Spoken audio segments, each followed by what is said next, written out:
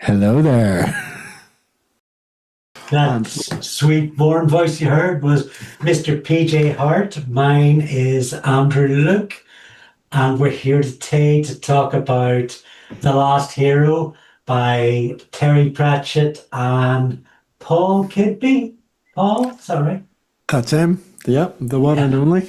Yeah, what a collaboration. What a perfect meld of prose and image. Answer my wish list. And it's another one of those special, I've never read Discworld episodes in which neither of us had read this particular entry. There were a few gaps in my reading, as I mentioned way back at the start of the series. This was one of them.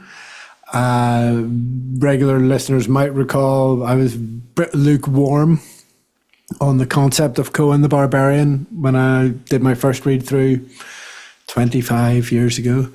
So, yeah, just something about this didn't particularly appeal to me. I think when this book came out, I had a bit of a backlog, or maybe by the time I came back to Discworld, I had a bit of a backlog, and this was included. This was one of the books I'd missed while I was taking a break from the series, and I just didn't get around to picking it up because it was a Cohen book. It was kind of low on my list of priorities. And it totally passed me by that this was kind of Paul Kidby's first entry kind of into the Discworld space, I think. It's his first cover. It's his first kind of everything. And what a treat it is. Like, how silly was I to pass this up as a naive teenager? Wow. But here we are, better late than never. This was one of about a dozen books that didn't make it into Brother Gavin's big deposit on my doorstep, and he called me later on and thrust this into my hands. And much the same way, if PJ, if you say something while you want to throw it on the screen.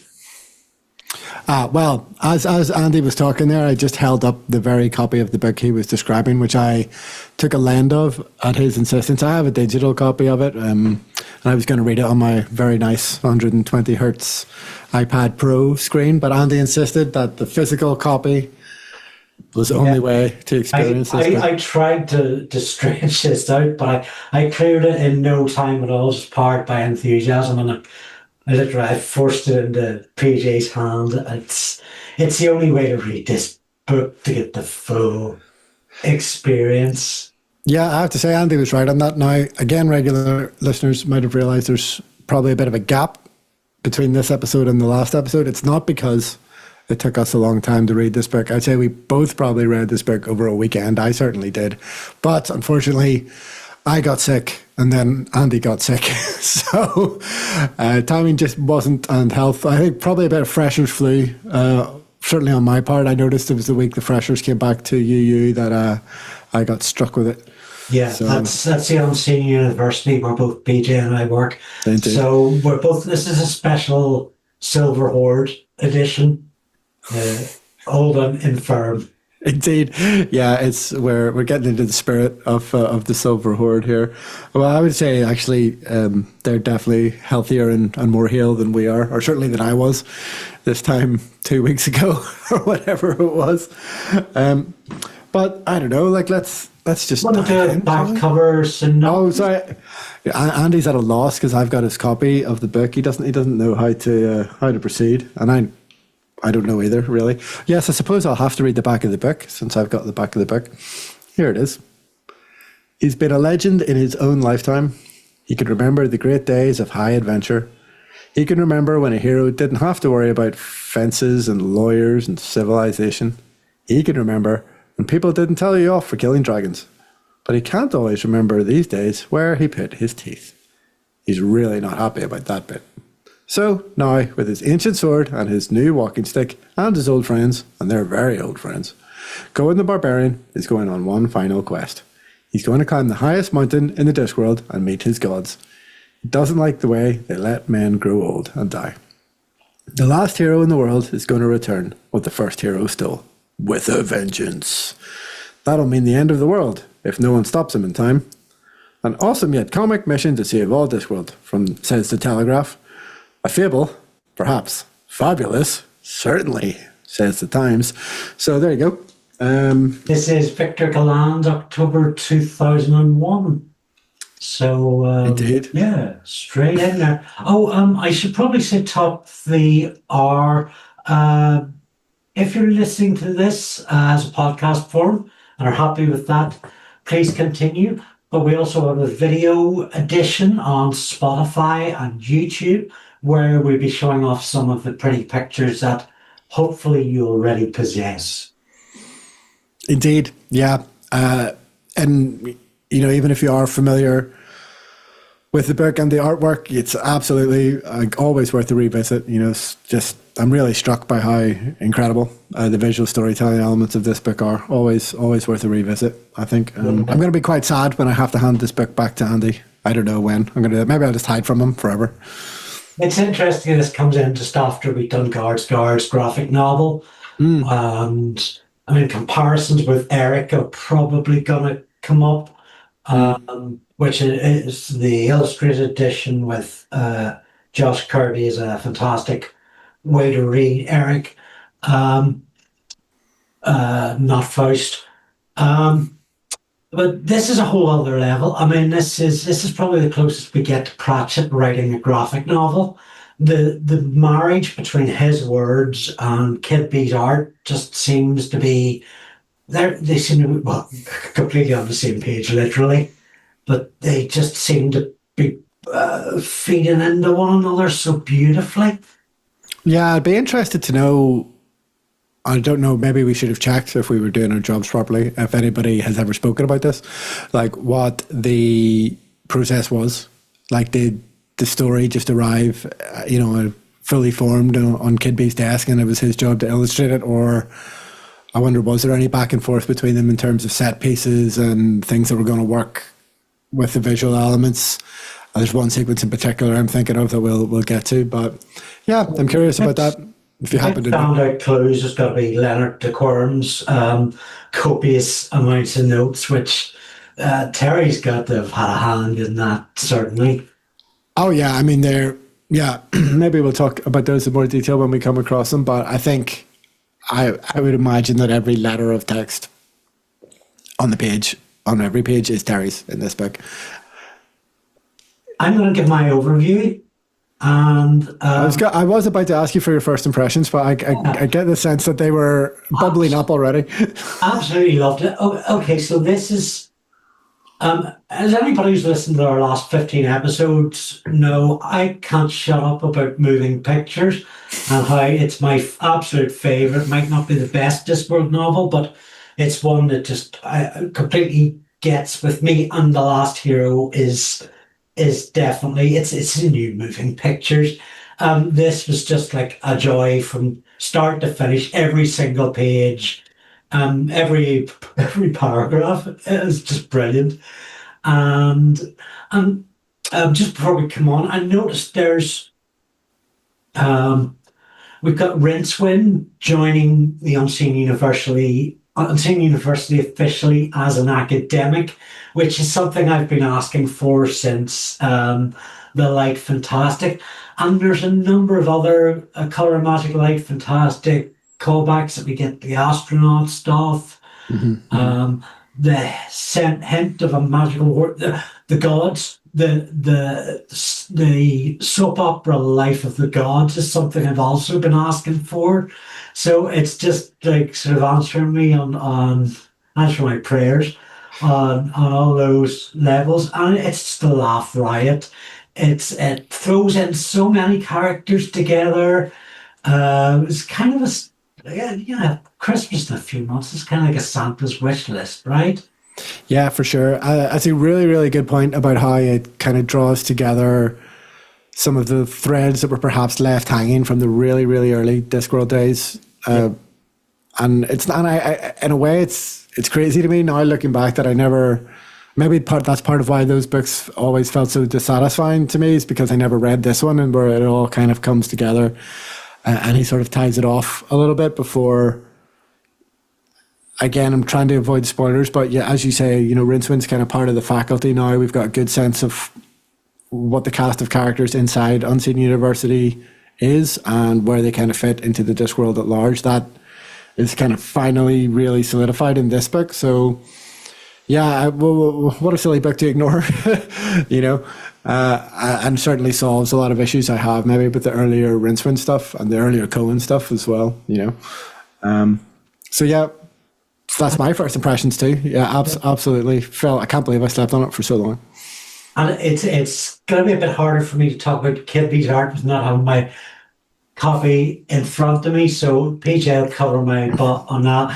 But the I mean, stuff that looks like oil painting, stuff that looks like it's drawn on papyrus.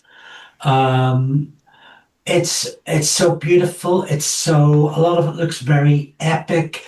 There's smaller works like buttons that just have their own kind of hidden small beauty. Constantly I was turning the page and looking at those and just being completely sort of saying wow out loud. There's so much gorgeous stuff that feels part and parcel of the story. It's a phenomenal amount of work for Kidby when you think about it. Stuff that I'm only really even clocking now as I open the book again. Before the story even begins, you know, it's on the also by Terry Pratchett page. There is like a full scale tapestry, you know, of Cohen's adventures, you know, and it's along the top and the bottom of the page. I'll hold it up. It's not going to be super visible. The colors are a bit too bright, and there's some really fun stuff in there. He's like, he decapitates 4 guys at once. He fights what looks like a demon walrus of some kind, and the silver hoarder there, and then it looks like it sort of finishes with their quest that's about to take place in the book. You know, they're carrying the fire back towards the mountain, and it's got a cool graphic logo and everything. Like, it's just so much work has gone into this. It's insane. You could just sit looking at it for another 3 minutes, which I did. Yeah, absolutely. And I didn't, and I regret that now. I'll have to have one more flick through it probably before I give you it back. And this is just the frontispiece. The story hasn't even begun yet. Nothing, literally editorial matter. Exactly, yeah. I think I mentioned this a little bit when we were talking about the graphic novels. Like, I kind of have a bad habit of rushing when I read comics and graphic novels. Like, I have to kind of force myself to stop and go back and just take everything in. So I'll definitely need one more go at that, I think, with The Last Hero. But I did the back blurb. So do you want to give us the first little? Yeah, sure. Summary. And part the first. The last hero ought to return what the first hero stole. The Patrician assembles Ankh-Morpork's greatest minds and Rincewind to tackle the problem with Cori Celesti. Cohen has decided to blow up the gods and has kidnapped a bard to help. Do you know the first thing I thought was Cohen has gone full Jesse Custer. For those who haven't read Preacher, the central character Jesse Custer decides he's going to kill God. And that's, yeah. And this, I'm just trying to think the timeline here. So this is 2001. Like, Preacher existed already at this point, right? I think so. There wasn't much of a time difference between them. I have to Google that. Yeah, so it feels like there's something in the air around this time. I mean, I guess this came out a month after 9/11. Oh gosh, hold on. But yeah, something about that kind of the end of civilization or the end of history, like what have gods done for us lately kind of vibe. Yeah, I hadn't thought about it like that before. I mean, yeah, Preacher been out for a while, actually, according to Wikipedia, which I trust implicitly. Publication started in 1995. But he's only gone after one god. Cohen's knocking them all out. Exactly, but Jesse's got the power. I mean, we're just talking about Preacher now, but like, you know, Jesse's got the power of God, so it's more of an even fight. You know, Cohen's an old man. I think this is about the 5th Garth Ennis conversation we've had on this podcast. I don't know how it keeps happening. I think it's only natural. I think there is a lot of overlap thematically between their work. Yeah, I mean, we've just landed on a big one, but in terms of that kind of cynical yet joyful approach to social commentary wrapped in fantasy, like that's kind of the modus operandi of both those guys, and you put Neil Gaiman probably somewhere in between. Okay, yeah, you make a good case. And Ennis has obviously got a lot more dick jokes. But otherwise, yeah, I mean, it's a great concept, and I'm sure neither of them are the first to think of it. I'm sure if you go back, there'll be other examples. But the last hero ought to return what the first hero stole. Like, you can just see, like, as a line, like that's you just if that line occurred to you in the middle of the night, you would get out of bed and you would start writing. Yeah. It's a great concept. It's a great high concept. It does sound like a Garth Ennis line too, to be fair. 100%. 100%. Yeah, that's absolutely. and returning to the beginning or something like that. Mhm. Yeah, it's a wonderful thing. And of course, we open with some like full widescreen visuals of the turtle in space, and then stripped back to its core and its bones. Just we get those Ankh-Morpork cityscapes, which are just gorgeous. And I think my jaw dropped open by that point. Yeah, the first page is great. So we could just probably put every single illustration from this book somewhere in the edit, and we'd be here forever. But basically, the sun rises above Great Atu, the world turtle's eyeball. Like, that's the first. Like, actually, I filled it up. Like that, just in terms of showing off the scale of something, that is incredible.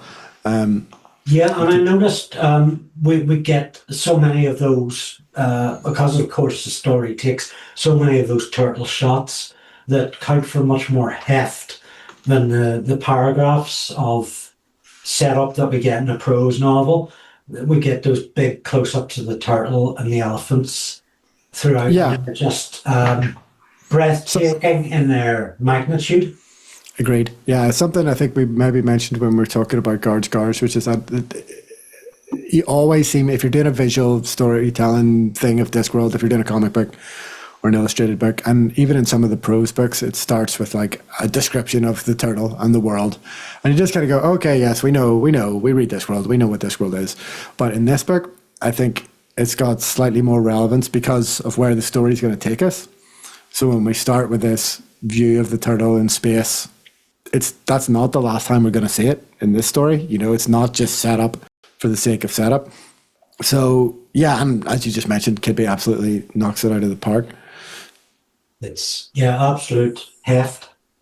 This is listed as a Rincewind adventure, but it's just as much an unseen university adventure. Glad to see the wizards all back. And it's Ponder Stibbons is really stepping out here. There's some great Ponder Patrician interplay throughout the book, which we'll talk to more, but it's Ponder really and Leonard did come up with so many of the big fixes for the I guess the science of this adventure. Yeah, absolutely. So the version of Discworld that we've now kind of arrived at, the way that it's evolved, yeah, Leonard is the sort of lead engineer, I suppose, of Discworld, and Ponder is kind of coming into this role as kind of the lead theoretical scientist. I think he's even he's got a t-shirt on, I think, in one of the pictures that says, actually I am a rocket wizard. Like he's positioning himself very much as a physicist, or the equivalent of a physicist within Discworld.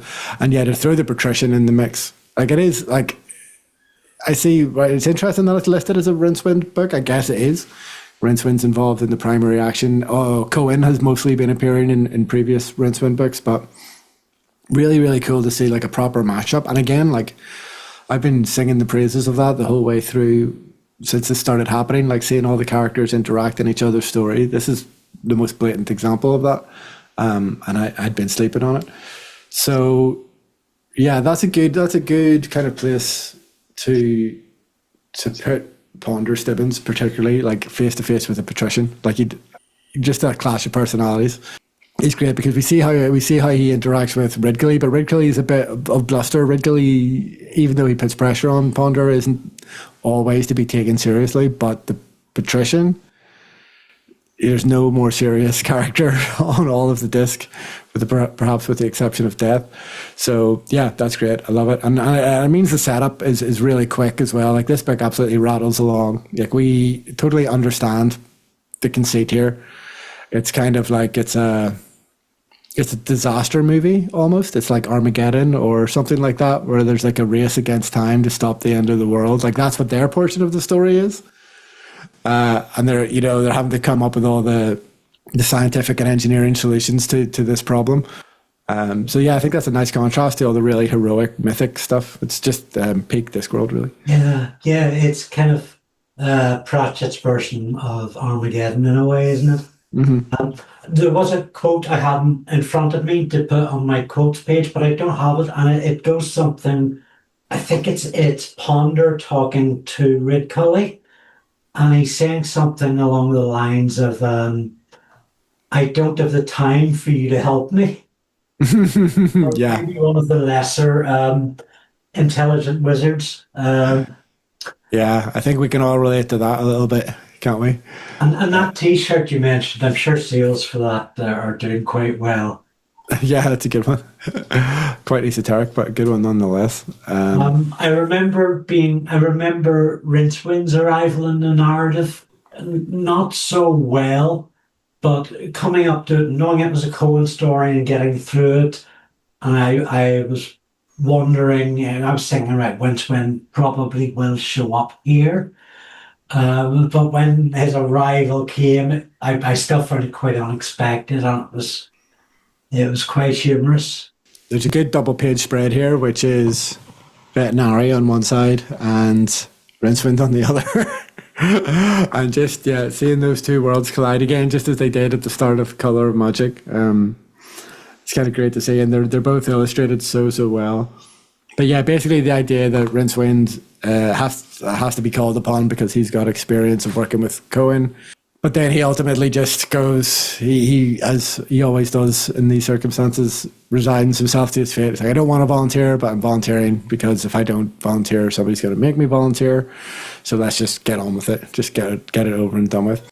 That combination, the idea actually that Rincewind and Carrot are going to go somewhere together and they're going to do something together, feels like quite a natural opportunity, just given their personalities, like the obvious contrast between those two characters. It feels almost like maybe Terry's just been waiting for an opportunity to throw them together. And the announcement of the crew struck me, them and Leonard, as quite an unusual one. Sort of anticipating, I didn't really know how they were going to interact, what that was going to take, but I was right in that it was interesting. Yeah, so I guess with Rincewind, you've got somebody whose whole being is wrapped up in he's a coward. Like that's his whole thing, and he's not ashamed of it. He thinks it's kind of a sensible way to be, and that is just so the opposite of what Carrot is. And Rincewind is so cynical about the world, and Carrot is so optimistic about the world. Like it does feel like quite a natural pairing. I think Leonard, like we've had fun with sending Leonard out on adventures before. Sending him out in the submarine in Jingo. So, why not? Basically, like the precedent is there.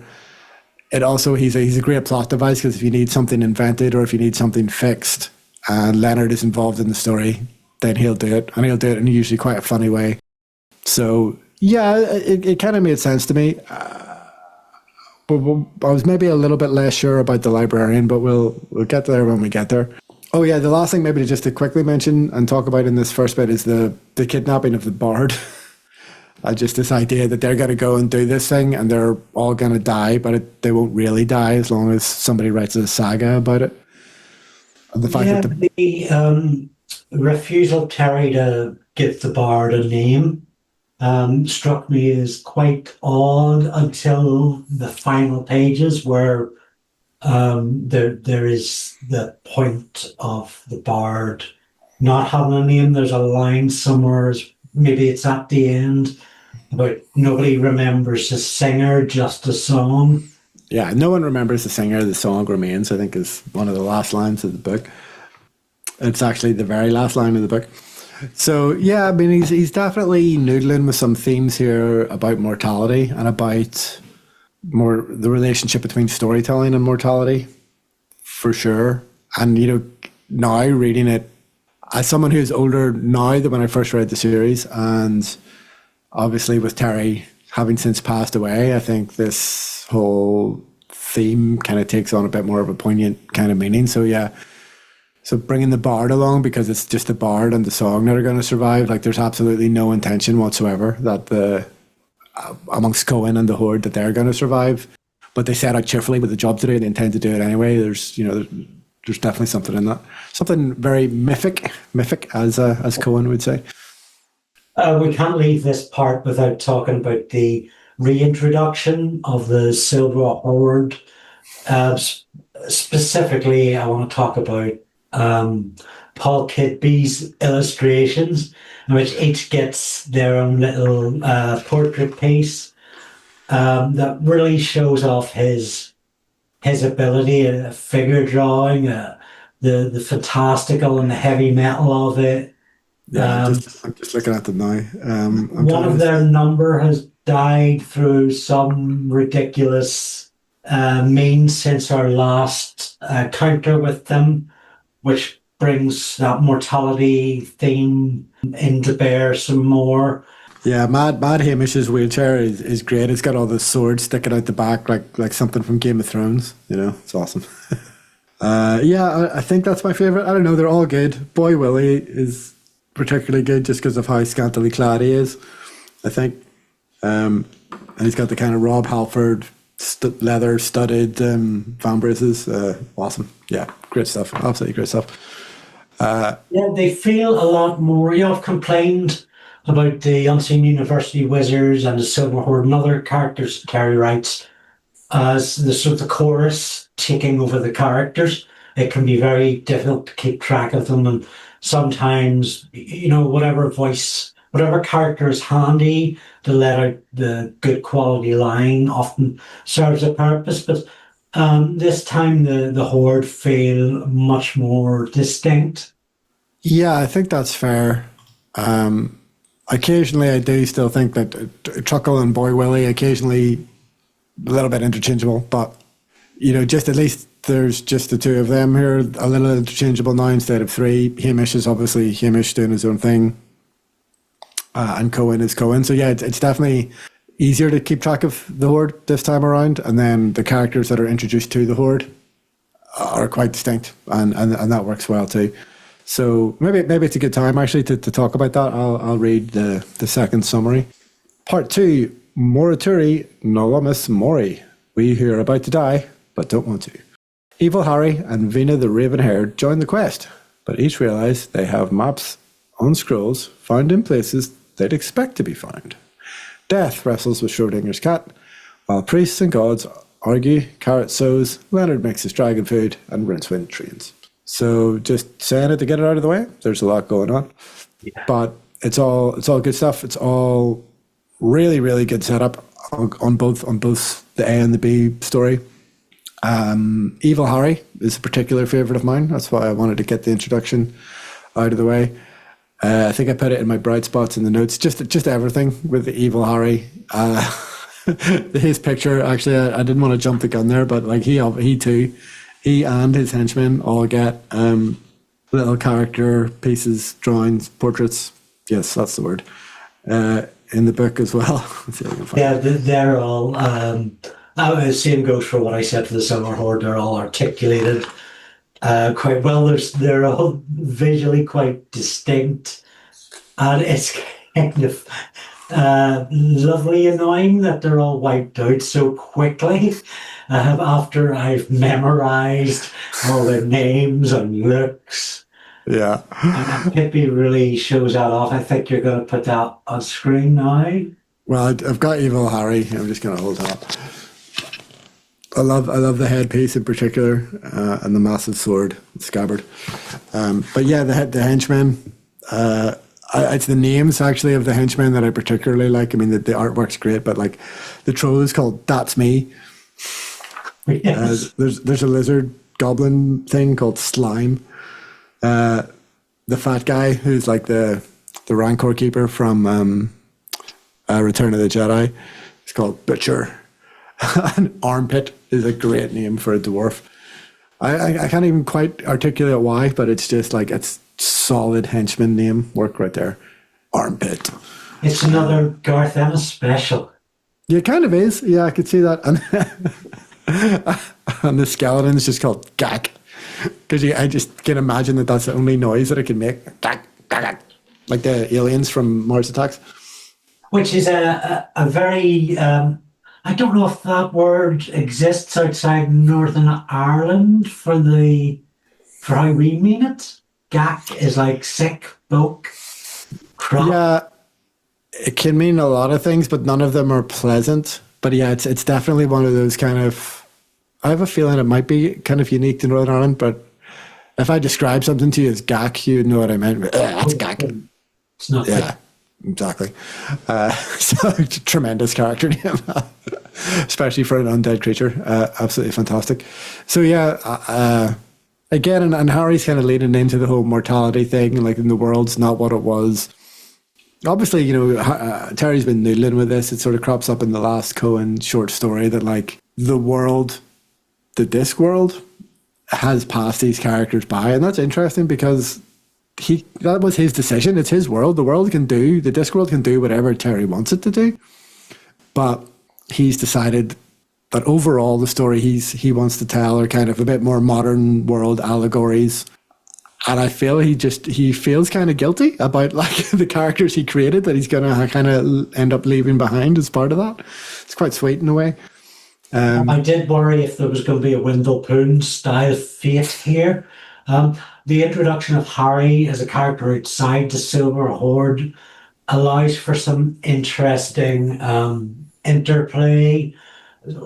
Quite sweet where they're trying to reassure Harry that he's proper bad. He is one of the old guard who understand how things should be done back in the day. It was a clear heroes and villains, and you know, if you had an evil plan, you did it this way, or you know, you had a proper death rather than old age. Yeah, you let the heroes escape. You had to find the stupidest henchmen who would always like leave the keys dangling and stuff like that. Yeah, and all that stuff's hilarious. It's really, really funny. But there is something. Satire of the genre. Yes, exactly. And there is something a little bit kind of bittersweet and dark kind of running under it, which is just that like the world, again, this fictional world has passed these characters by, but it's something he keeps coming back to. So you got to wonder, like, does Terry feel like our world has passed him by? Does he feel these sort of frustrations about the modern world? I mean, I suppose we all do in a certain degree. Once you get to a certain age, you go, things were better in my day. We all turn into Cohen eventually, I guess, don't we? You know? Yeah, I'm trying to push back against that part of the narrative because The Last Hero is just so fantastical and so ludicrous that, you know, the Cohen thinks, you know, we have to go out by death and violence and all that. It does push it in firmly into the comedy only sort of scenario. Yeah, I get what you're saying. I think a little bit of ennui under the surface is always good. Gives it depth, you know, sort of makes these books sort of stand the test of time in a way that they're not just straight gag fest, or this one's not just, you know, a funny story with a bunch of pretty pictures. Like, it does kind of have something to say about certain things. And then, you know, that's always the case with Discworld, I think. I feel like, yeah, this is ruminating on a theme that he's ruminated on many times before, but at least here we get the sense that it's going to come to a head. You know, they're going there to blow up the gods. Cohen's story is going to resolve itself one way or another by the end of this book. Is at least the impression that we get. Yeah, indeed. Conversely, I mean, there is a lot about old age that's being said that's tempting, because it's not like it was in our day. There's an awful lot about the world that is, well, while it's changed for the better, that is not as easy. The politicians that are in power in the West, you just would not have had a Trump or a Starmer leading the Labour Party back then, even a Farage. While you might have had people who were just as insidious, they kept a better job of keeping that insidiousness to themselves. Yeah, perhaps, or at least they had the good graces to kind of lie about it or to pretend otherwise. But it's to entertain them. If they were much more likely to pull them up on that sort of thing, as twisted as the British press has been historically, and the American press. Indeed. Yeah, there's a lot of things aren't quite as I would have liked them.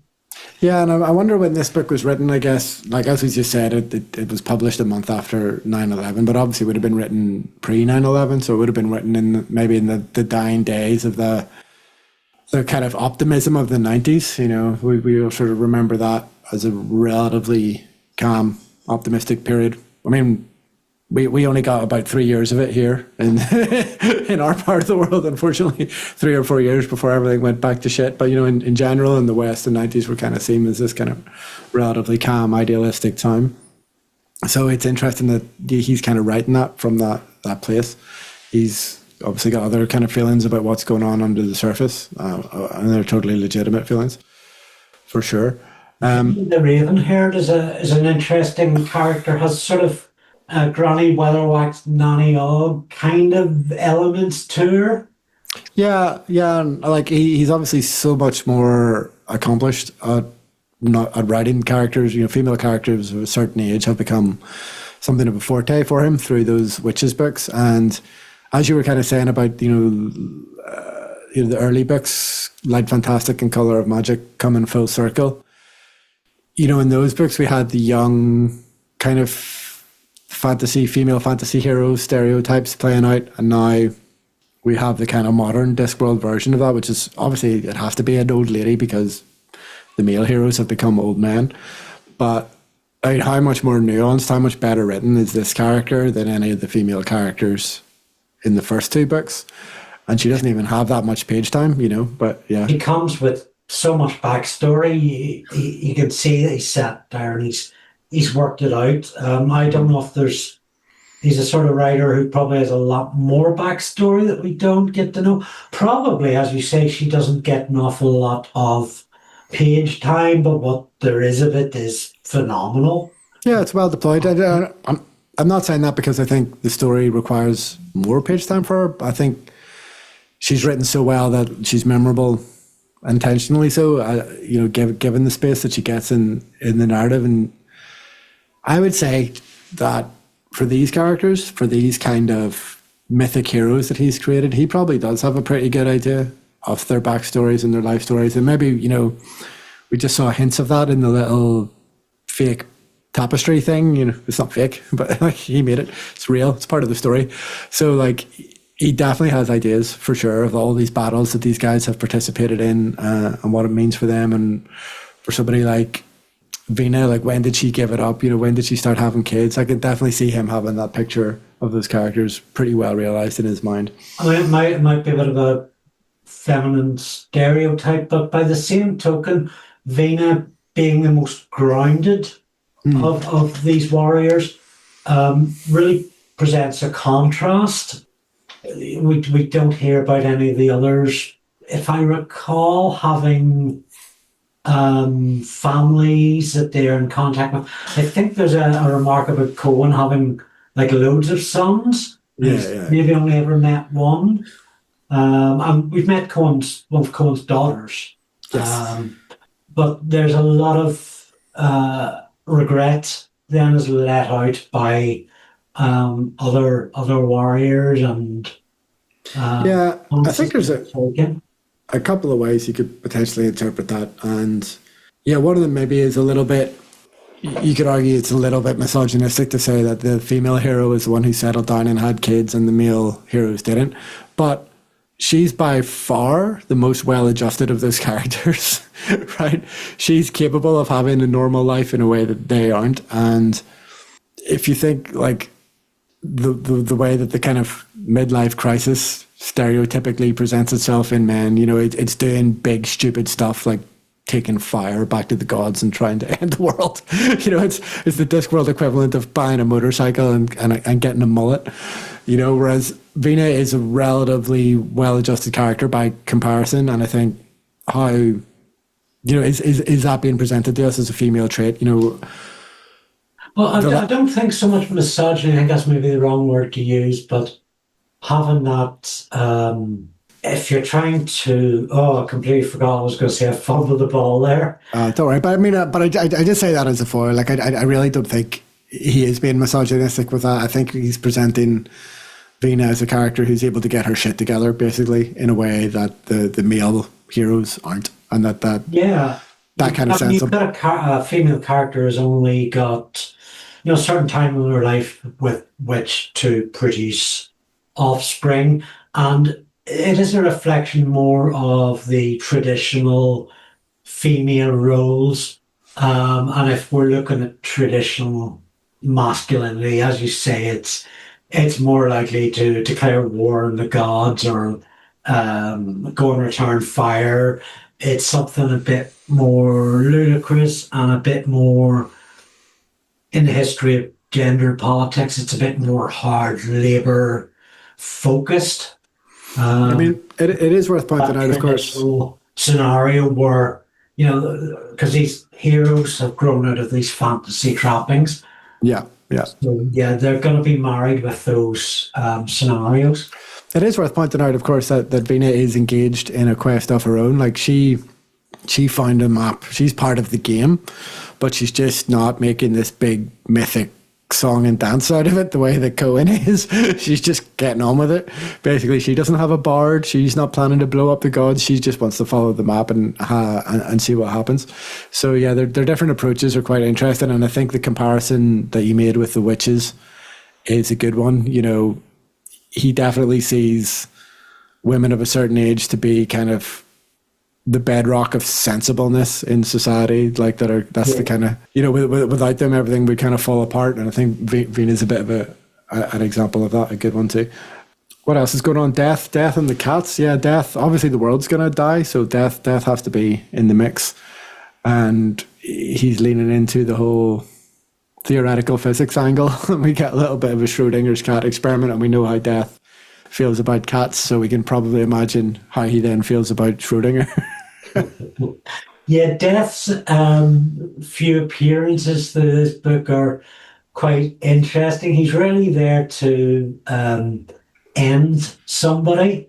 He's more just a sort of a random element. There's a few other random elements in this book, but quite enjoyable little sort of interludes.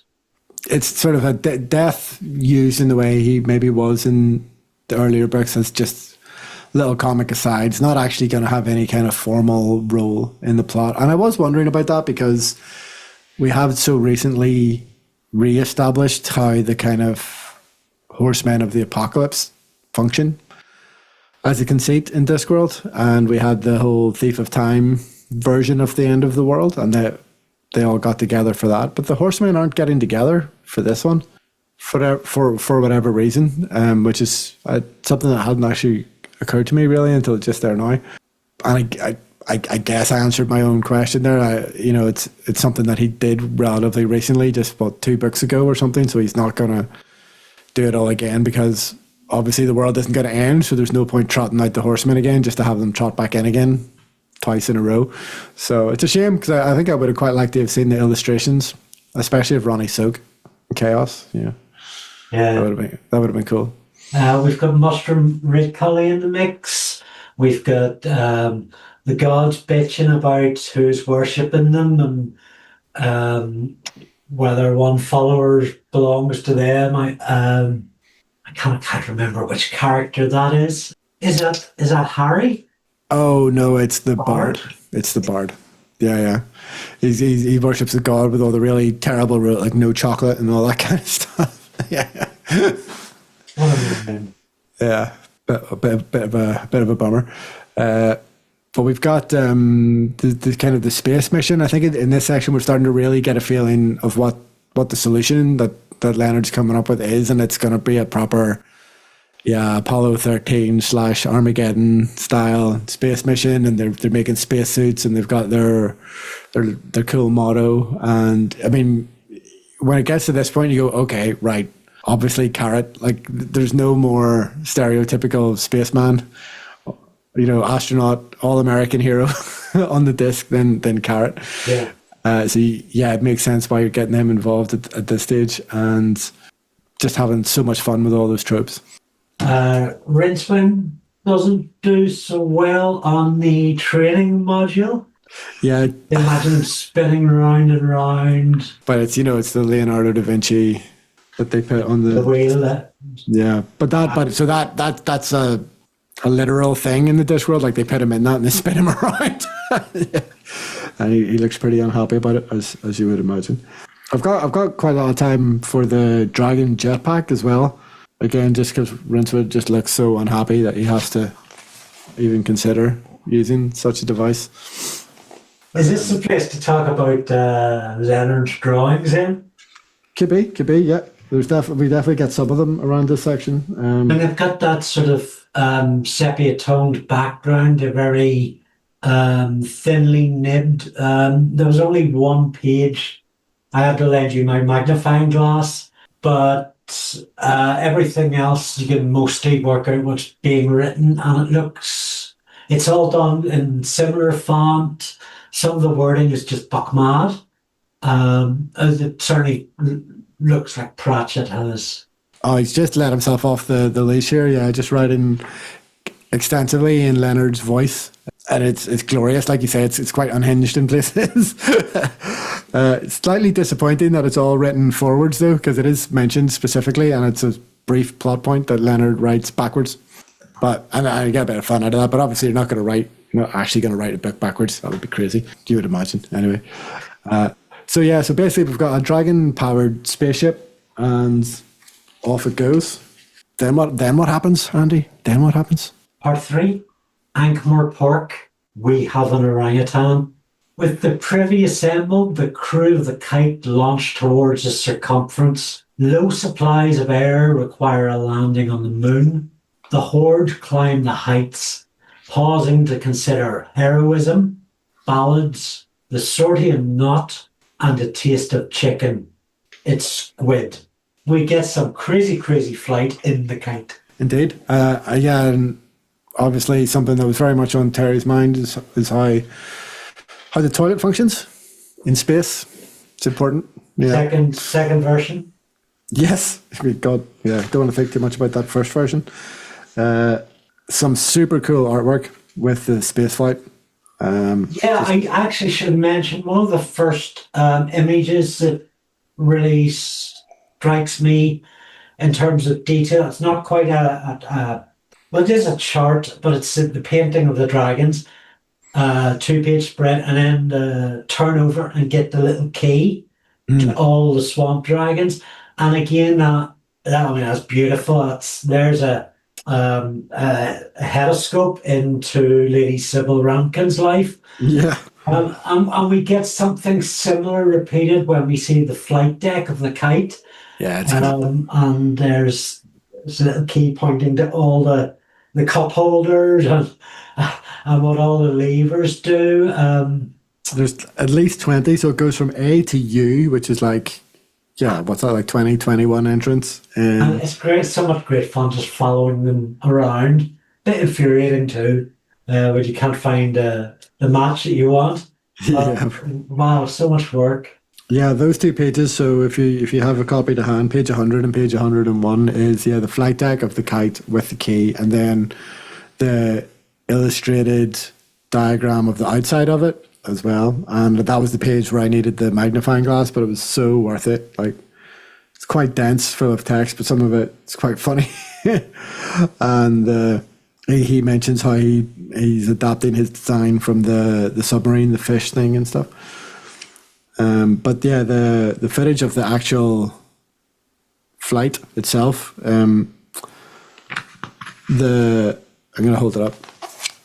They're definitely going to have this. The tiny blue line of the spaceship flying between the legs of the elephant is just jaw dropping. You know, we finally get to revisit one of these opening images of the turtle, but we're coming back and we've got such a cool cast in a tiny spaceship flying underneath the Discworld. So we get to revisit that imagery as part of the plot, and it's just spectacular.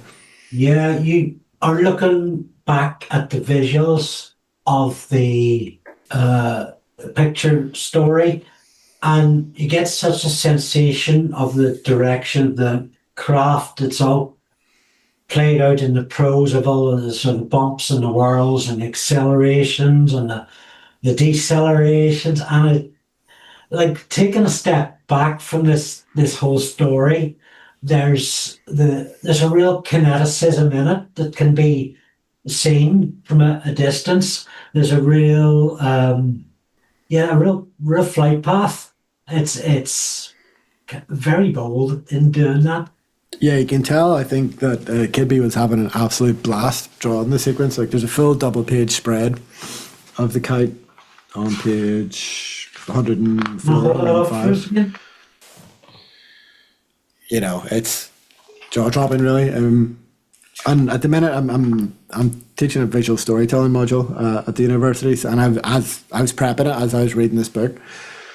And just the variety within this sequence, just the framings that he uses, even the aspect ratios, like there's a full double page spread there, and then is it before or after that? There's like this kind of vertical, there's a couple of like more vertical oriented images. There's a close up of the front there, but then this is one of my favorites, like the pull back. It's the surface of the moon. And you just get a real sense of speed of the kite just dropping essentially through that frame, just from that distance. So yeah, I don't know how many images are included in this sequence really. If, you know, there's at least 5 or 6. I mean, this is a victory lap of the end of Colour of Magic in the beginning of Light Fantastic, where Rincewind goes right to the rim, right off the edge of the world, or clings onto it for quite a while, and then in Shuttlecraft goes over the top. So it's not just his familiarity with Cohen that's repeated here, it's that big journey where he is, in his usual happenstance kind of way, a Discworld pioneer. He's one of the first astronauts all over again. Yeah, and that's, you know, partly why he gets roped in and why he sort of has resigned himself to volunteering for this, because he knows kind of like he's the only one, with the exception of Two Flower, who's done this before. And just to see the contrast between that, like that first idea, the first version of that idea where they just kind of go over the edge in a raft, and there's some kind of like space astronaut allusions in there, and there's some gags about, you know, them being astronauts and stuff in the Colour of Magic. But now, like, he's thought that idea the whole way through. He thought about the engineering, how the engineering of it would work in terms of Discworld, how the physics of it would work in terms of Discworld, who would be the best suited characters to play the role of astronauts in Discworld. That, comparing those two sequences, you know, from this book going all the way back to the start, it's so much fuller, it's so much better realised. Does this level up Rincewind in your eyes? Well, yes, of course. Yeah, okay. Yeah, not necessarily as a character. So I don't think Rincewind himself wants to be leveled up. I mean, Rincewind is very aware of who he is, and he's a perennial coward, and nothing about that has changed. But certainly, yeah, the surrounding situation is so much better developed, just because there's been so many more books, and Terry's, you know, become much more familiar and comfortable in this setting. We can definitely place this with Brick and a Sock and the revolutionary moment as a good Rincewind shining hour. Can you though? Like, what does he actually do except cling on for dear life here? I'm not sure. Well, he builds his ship before the librarian takes it or does it properly. Yes, okay, that's fair. That's fair. He does. I mean, you can argue that that's self-preservation too, but you know, he does. To the librarian. I mean, what a great line. Ankh-Morpork, we have an orangutan. And I feel like his Oh, my presence. surprise! I didn't see this coming at all. No, I didn't either. And Solid story choice. I'm a bit on the fence about it, if I'm honest. Um, I get that the librarian sort of has to turn up everywhere, like that's kind of his shtick. And the line, the Ankh-Morpork, we have an orangutan, it's great. But then what? Do I really believe that the librarian would jeopardize the fate of the world just so he could have a jolly on a spaceship? Like, I don't. It has him acting a little bit more like an orangutan and a bit less like a wizard who has turned into an orangutan. He is a curious fellow. That's a very good point. It's nitpicking. I mean, like, there's loads of fun in it, and as you say, it's kind of it's worth it almost just for that one line and some of the illustrations. It's cool. It's great to see Kidby drawn the librarian too. So like, I'm super happy to live with it. But if I had to nitpick, that would be one. I guess if you were thinking about the other side of it, if the librarian wasn't in this book, because it is such a kind of team up as it's an Avengers level event for Discworld. You know, the Patricians involved, Carrot's involved, Rincewind's involved. You'd be like, where's the librarian? Like, if he wasn't in it, you would be questioning it. So yeah, you know, damned if you do, damned if you don't, I guess, to an extent. And then what? It does call out for more librarian right before this point. Perhaps. Yeah, I mean, there's a lot of fan service in this book, really, isn't there? Absolutely. But it's most of it, and even this to an extent is fairly well earned, I think. And while all this is going on, the Horde are getting quite philosophical. You know, all the stuff we already talked about in terms of like the meaning of heroism and what it is to be remembered and songs and all that. Like all the stuff we jumped the gun on a little bit at the start, they are kind of considering at this stage. And I guess that's to set us up for the fact that like they're getting there. You know, they're about to reach the top. And I mean, it's looking back down, isn't it? Indeed. And I'm wondering, do you, at this stage, when you're reading it, do you expect that they are going to die? That like this is really going to be the end for Cohen and the Silver Horde? It certainly crossed my mind. I mentioned the Windlepoons type thing earlier. Yeah, I didn't know what way this was going to go. I felt fairly sure they weren't going to die. And I do have some problems with how the resolution in this book is handled. Possibly the only problem I have with it. Yeah. Yeah. And I think part of that is because he almost made it difficult for himself to pull back from that, because like this is really well written, this section, and like the ruminations on heroism and mortality and all that stuff, like it rings really, really true. You know, it feels really well observed and really poignant. So yeah, it's like, how can you pull back from that if you've kind of spoken that truth? Will we go into it? Will we answer that question? Will we do part 4? Yeah, okay. Is it me? Over to you. Part 4, and you're the muse of swearing.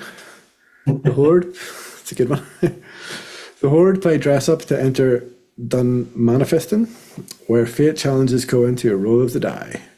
Rincewind flies the kite, but it comes more easily to the librarian. Carrot tries an arrest. Mad Hamish's wheelchair makes a heroic sacrifice. Blind Io delivers his judgment. Cohen horsejacks the Valkyries, and Leonard's painting causes a stir back in Ankh-Morpork. Dunmanifestin, gotta say that. That's how I say it. Dunmanifestin. It's a gag. Yeah. It's a gag, isn't it? Yeah. It's good. I like it. The sequence with the Horde playing dress up as gods was just top tier comedy. Yeah, it's very forgotten the book now. Can you get a page in the book? I just dropped it. But yes, I can. Examples. Some of the disguises, if memory serves, are just ridiculously lazy, as are some of the suggestions for the gods that they're going to play. I think does one of the Silver Horde at one point have just an apple tied to their head? How dare you? He has an apple tied to his head, and a carrot sticking out of his ear. It's Boy Willie. I don't know how well you can see that. I think it's Boy Willie anyway. That's his headpiece, isn't it? But the best one by far is Cohen with the fish. Like, Yeah. just hands He down. really put some work into that. It's so good, but the expression on his face as well is just, it's just classic. Interesting times, I guess. Yeah, like the whole kind of classic hero business. You know, you need to have some of that, like dressing up to sneak into the fortress and all that. A bit of the promise of the premise. Oh, nice. Well, yeah, gotta steal. Can't remember who came up with that. Stole it from somebody. And possibly made a little bit wittier by the sense that maybe this is the last one. Like this is going to be their last kind of heist or whatever, you know. So yeah, I love all that stuff. Really funny. The pictures, like, I mean, Terry's always been good at kind of describing those kind of comedy visuals, but like Kidby really elevates them. The fish on the head and the carrot in the ear and all that. It's just great. Bringing it full circle, like you said at the start, to getting a bit of interaction with these gods. These gods have played quite large roles in the early books, and we know that they're all kind of nasty pieces of work. They're rolling dice with people's lives, and finally, however many books later, 20-something books later, we're going to see them maybe get a bit of comeuppance. You know, we're going to see them go face-to-face with Cohen and the Horde, and who knows what's going to happen. Something rather large actually has just occurred to me. A lot of these gods' appearances have been tied with Rincewind. Fate constantly dicking Rincewind about. Oh, yeah. But that doesn't actually, if memory serves, come up here, where Rincewind is the special one for them to screw with. Is that part of the point, that they just like to screw with everybody equally? And up until now, we've only seen Rincewind screw. Good. He's our Vantage character. That's a good point. Yeah, I don't know how proactive they've been in terms of meddling with Rincewind directly since those first books. I think a lot of what's happened to him in the interim has just been as a result of him being Rincewind. Perhaps, you know, fate has potentially moved on some time ago. But yeah, it's a shame maybe that there isn't a direct callback to the earlier games we saw the gods playing that did directly involve Rincewind. I think there's something in one of the team books with Rincewind. But hey, leave us notes in the comments and show off your Discworld knowledge. Indeed, yeah. I wouldn't consider it a plot hole per se, but it would have. I think a callback there perhaps would have been. Yeah, I just noticed it there now as we're talking through this, and this part of this process is that we do that sort of deeper scrutiny, so these things will come out in that. My favorite, well, just before we get to it, I quite like the idea that the gods are going to pretend that they haven't noticed that Cohen's lot have snuck in, gonna play with them a bit. But my favorite moment of the book is here, where the masks are lifted, and is it Blind Io challenges Cohen to roll of the die? It's fate. Fate? Yeah, it's interesting that fate is very much like the bad guy god, which is odd. I was kind of expecting it probably to be Blind Io, I guess. I'm not quite sure why that is. Comes down to Rincewind, it's always Fate and the lady. Yeah, so the two that are arguing over Cohen's factions here. Yeah, that's a good point, actually. And maybe, I guess, you know, you can make up all the silly gods you want and crocodile heads and all the rest of it, but fate and luck are relatively universal concepts.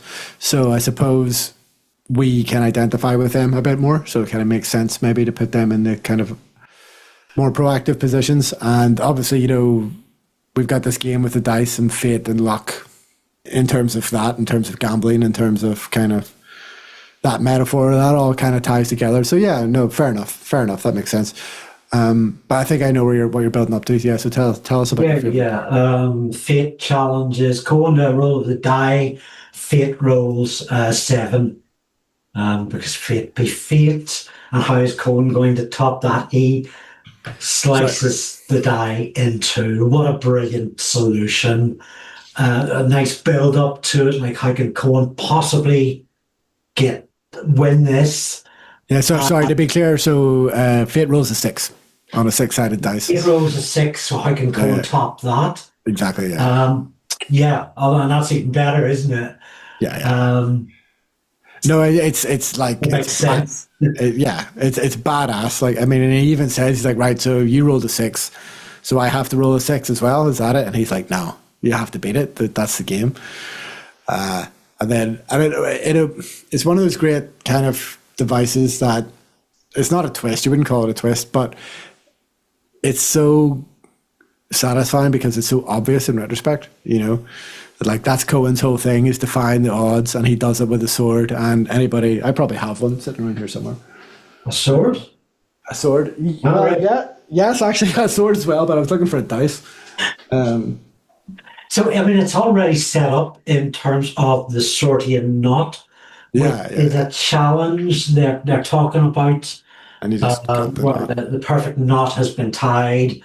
One day, somebody just sliced through the knot, and that the bard, I think, is explaining that is how they beat the challenge.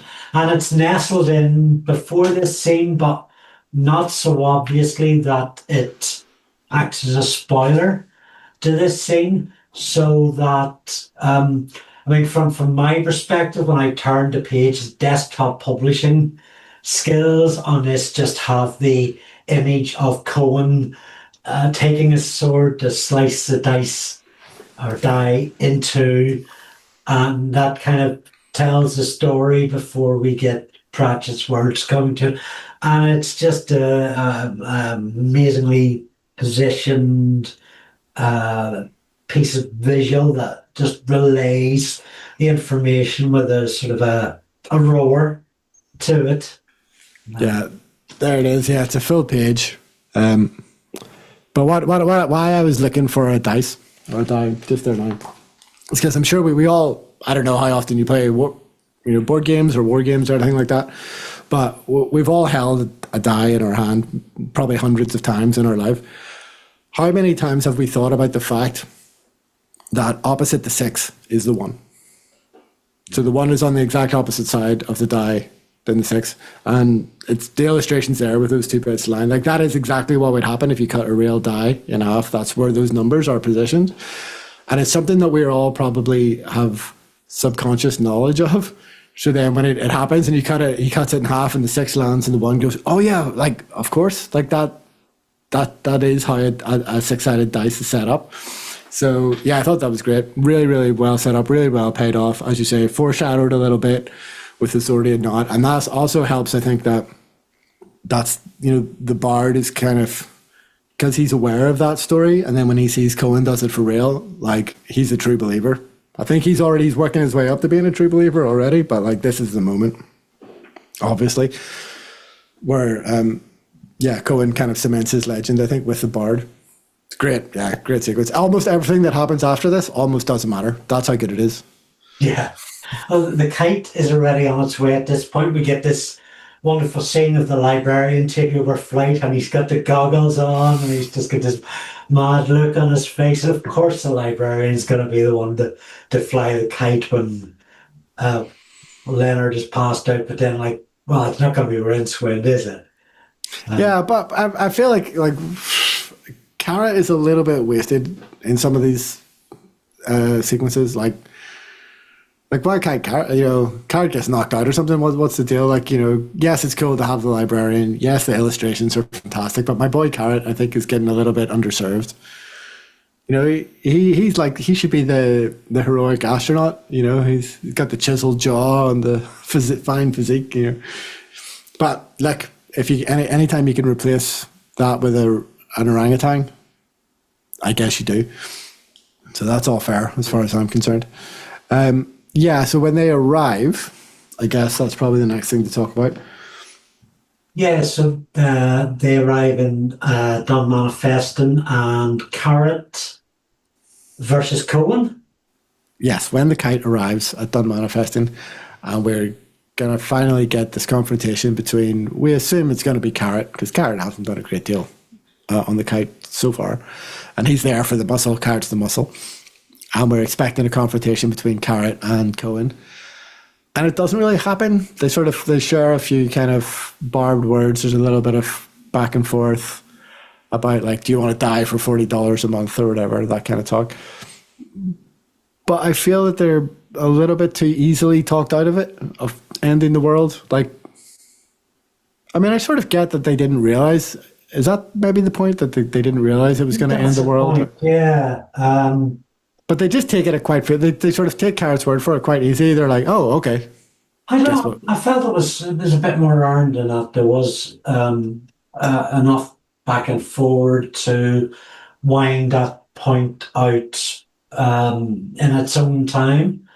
I mean, it has a good payoff, which is the kind of Watchmen payoff almost, where it's like, oh no, I did that already. You know, it's like, don't blow up the world. It's like, too late, I did it already. Which is good, you know, and that saves it a bit for me, I guess. Yeah.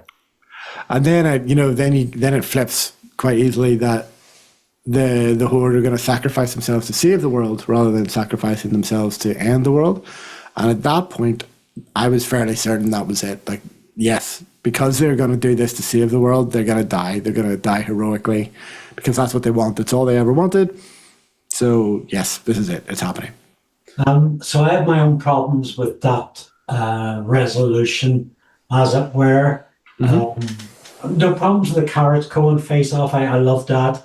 But the idea that they are essentially just out the door when the bomb goes off, and none of the damage that was going to be done by proximity to the gods is done because they're just outside the door. The metaphorical petrol isn't close enough, and it just seemed to me to be a bit too easy of a fix for the story. And the same megaton bomb they were going to set off has buried him in a bit of snow. I think you said earlier Terry might have written himself into a corner, too much of a challenge. I think that kind of rings true.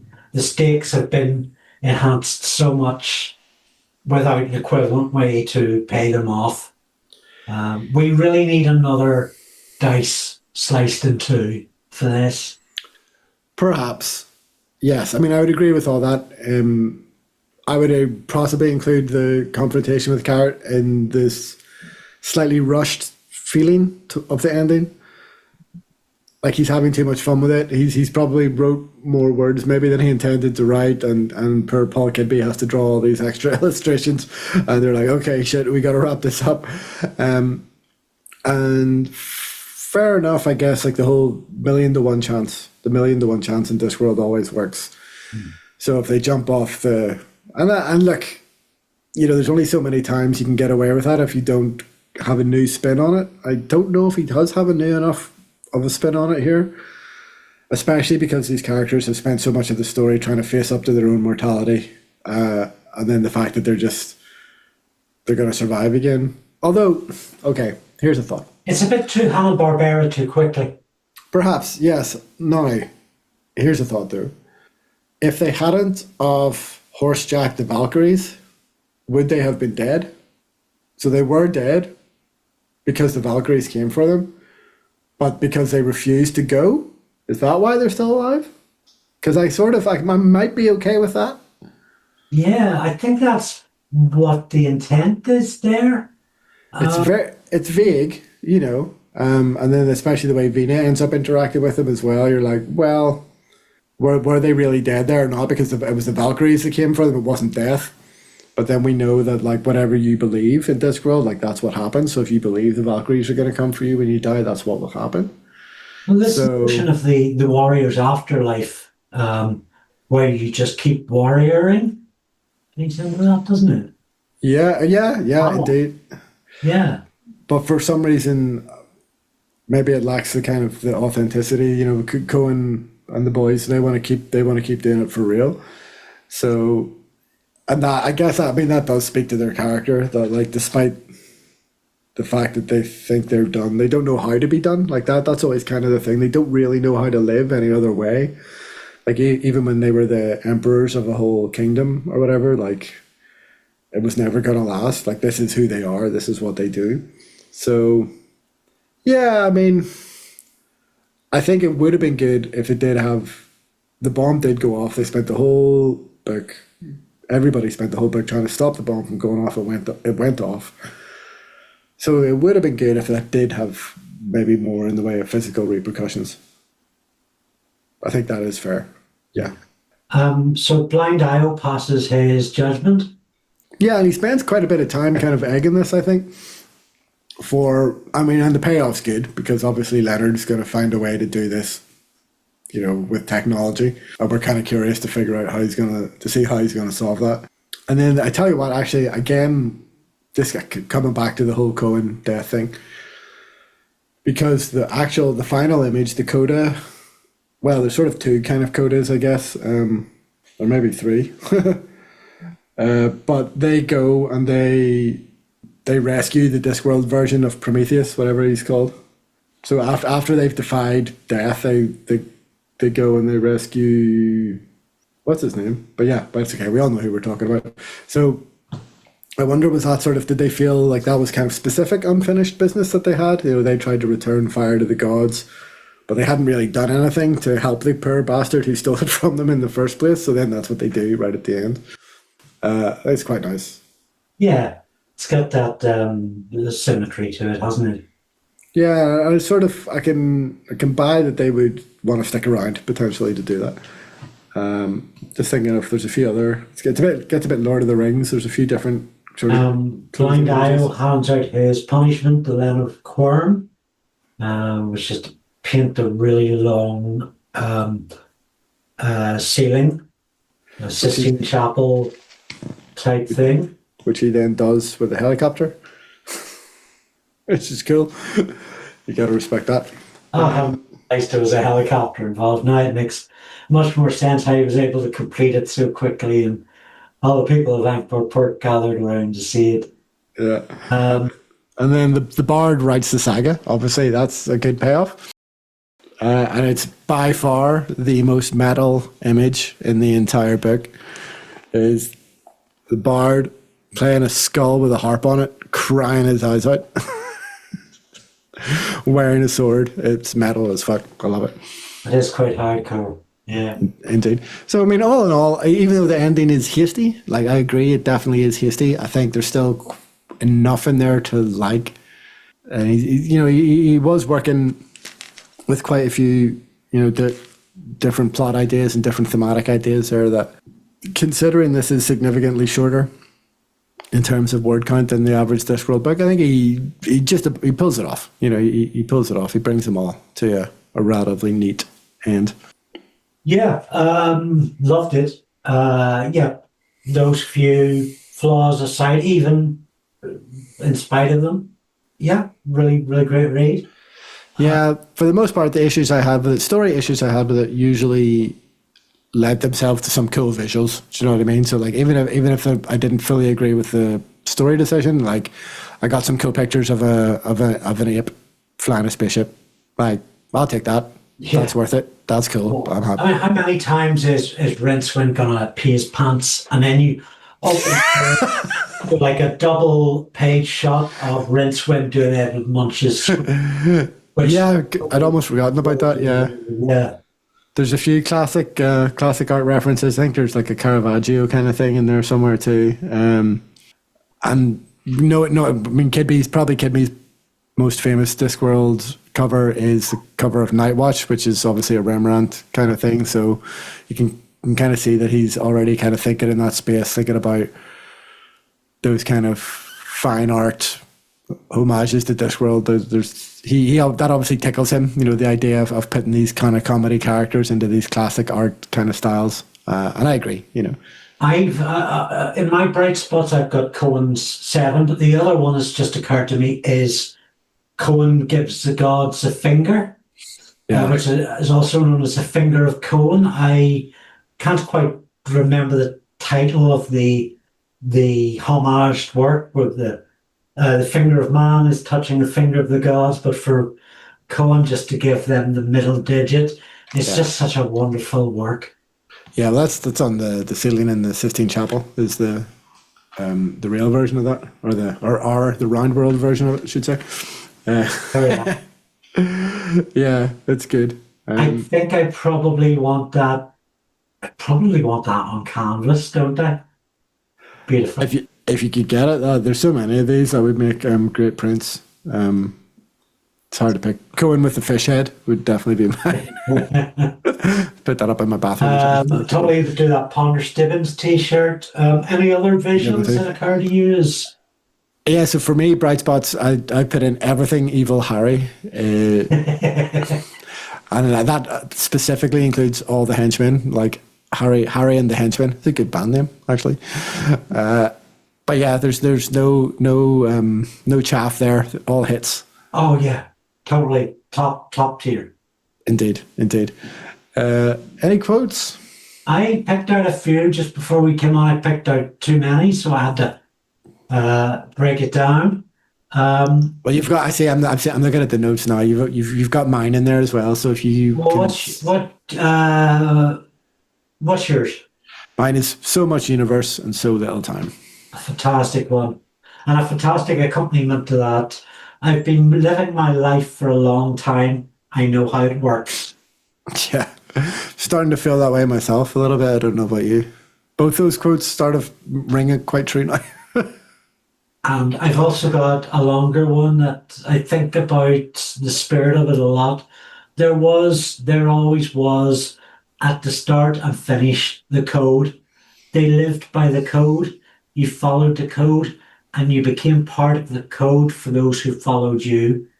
The code was it. Without the code, you weren't a hero. You were just a thug in a loincloth. Yeah, I think he comes back to this a couple of times, this whole idea of like being a hero. And if you're the kind of but I think the flip side of this is kind of the more hopeful version of it, but then there's kind of a dark flip side of this that he talks about, whereas like if you're the kind of person that a hero beats up or kills, and like by de facto you deserve that, you're a villain by default because a hero came at you or whatever, so like if that wasn't the case, if that wasn't true, if everything that heroes did wasn't by default heroic, then they would kind of be monsters. And he kind of spells that out on the page. It's a bit much, actually. I think it gets kind of dark. I think I have it actually here in front of me. There's so many pieces in this book that are both like straight out comedy and really profound, and that's the Discworld experience as I found it. Yeah, for sure. Yeah, so the flip side of the hero quote, the feeling stealing over me is that all these terms are defined by the hero. You could say, I am a hero, so when I kill you, that makes you de facto the kind of person suitable to be killed by a hero. You could say that a hero, in short, is someone who indulges every whim that within the rule of law would have him behind bars or swiftly dancing what I believe is known as the hemp fandango. The words we might use are murder, pillage, theft, and rape. And I think that's from the Bard, and it's quite a kind of... And I guess this is from somebody who's just been kidnapped by heroes, so you can kind of understand why he feels that way. Right. But yeah, in terms of like what heroing actually is, what it means to be a hero, there's quite a lot of ruminations on that in this book, and they're all pretty bang on, I think. What would you like to... I'll plug, because I'm doing loads at the moment. Yeah. As you can see, if you're watching the video, I'm wearing my Press Gang hoodie. I'm just today producing my last Press Gang Reader's Commentary, or Press Gang Reader for Series 2, where I take a video essay level deep dive into Stephen Moffat's writing showrunner debut from the early 90s, which kind of influenced a whole generation of young people to go into journalism. So that's great. I'm still doing Always Sunny in Philadelphia reviews every Sunday. And I'm gearing up to launch Screen Cleaner. That debuts October 29th And what Screen Cleaner is a weekly magazine show running for 7 weeks with a blend of politics, pop culture, current affairs, reviews of comics and games and stuff. Essentially, it's me ripping off Charlie Brooker, although not getting as well paid as he is and being a lot more angry and doing stuff that you couldn't do in the BBC. Well, I mean, he started out doing it in his living room. You know, that's exactly why he's staying on Screen Wipe. So yeah, sounds great. Yeah, we need more of that. Yeah, I've got a few guest stars in from the world of UK politics and culture. So I'm putting a lot of work into that. So go check it out, please. Awesome. Yeah, sounds great. I just want to shout out The Last Dance, local fantasy drama podcast, who unfortunately didn't progress further than the shortlist at the British Podcast Awards, but we've got lots of love for them. I think they're currently kickstarting for their second series. So if you're interested in that and you want to throw them a few quid to get their second series up and running, I think they're already doing fantastically well in terms of that. But, you know, I've been there in the production trenches and there's never enough money, you know. So if that's something you want to support, definitely check them out. Thanks to Ben and Elizabeth of the Pratchett podcast, who are always putting shout outs our way. Now that I'm on book, is that 27? Yep. I should spend a lot more time with them and other podcasters. I can still be spoiled.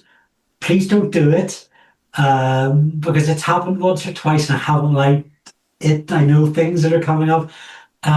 But thank you to the people who are mentioning us on Blue Sky, on other social media, and who are chatting to us. More of that, please. If you haven't spoken up yet, do so soon, because I'm already halfway through my journey. And yeah, quite so. And making the transition from Twitter to Blue Sky, you know, it's a rocky enough transition, but it's been great to see people over there and great to interact with some Discworld fans. And actually, speaking of which, saw, I was going to say a great, but I would argue slightly worrying. Is this yesterday's? Yeah, what are we calling them? We're calling them skeets. Is that what people are calling their Blue Sky posts? I think. But yeah, it's great. It's great to see the wonderful Rihanna Pratchett active on Blue Sky. But I was absolutely flummoxed to learn that that Kemi Badenoch had claimed Terry Pratchett as her favourite author. Obviously, Rihanna Pratchett had something to say about that. I also couldn't believe it either. I thought that's kind of, you know, Paul Ryan's favourite band being Rage Against the Machine kind of levels of media illiteracy.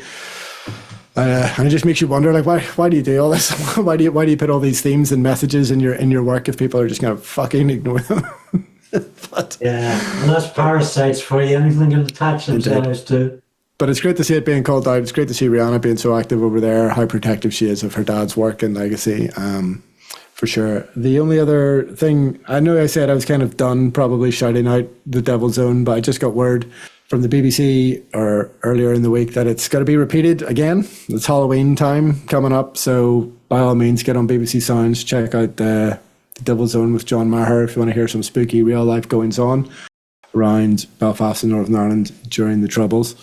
It makes it sound a bit dark. It is a bit dark, a little bit dark, but there's some fun stuff in there. John's a funny man. He knows how to kind of to bring an audience in and take you with him on this kind of really surreal journey. So if you haven't checked that out yet, you're looking for something spooky around Halloween time, please do. Shall I say a thank you to my patrons? Some of whom are here because of this very podcast. So without further ado, thank you to Fiona McKenzie, Sonia Andre, Richard Wang, Yergi Yemrick, Andrew Bolster, Donald Fallon, Alex C., Shell, Amanda Rodriguez, Dave Cromie, Matt Saunders, Andrew Gallagher, Alan Ryle, Benjamin Stone, and tonight Arsalan Hyder Ali has helped, and Ian Lawther, who has set up this Zoom conference stuff, particularly so we can talk and record. Thank you, Ian. Yep, thanks all to everybody. So what's next? Well, next time you can find us at Discworld GNU, and we'll probably be talking about Morris and his amazing rodents. Yeah, so it's a twofer. So again, this is one I haven't read. This eventually it will become apparent why this is the case, why this particular little moment in Discworld got skipped over by me. And we'll talk about that not next time, maybe the time after. It's not. I don't know why I'm making it a secret. It's not that exciting, but we'll get there when we get there. I'm looking forward to it loads. Indeed. Nope. Likewise. Okay. So thanks for reading some Discworld with us again. We'll see you next time. Goodbye. Talk.